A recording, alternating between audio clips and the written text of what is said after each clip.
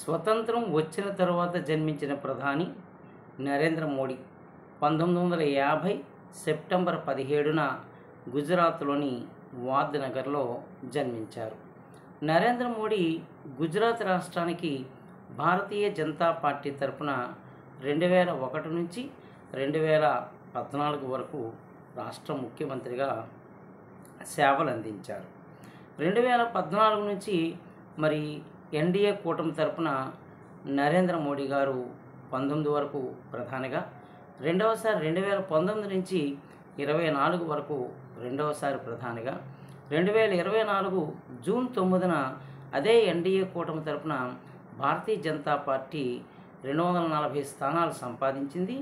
NDA కూటమిలో 293 స్థానాలు పొందుతూ భారత ప్రధానిగా ప్రమాణ స్వీకారం చేశారు.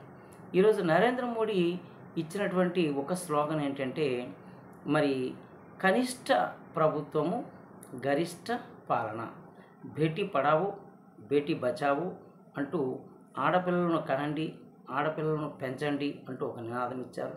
ఆత్మనిర్భర్ అనేటువంటి ఒక పథకాన్ని ప్రారంభించారు.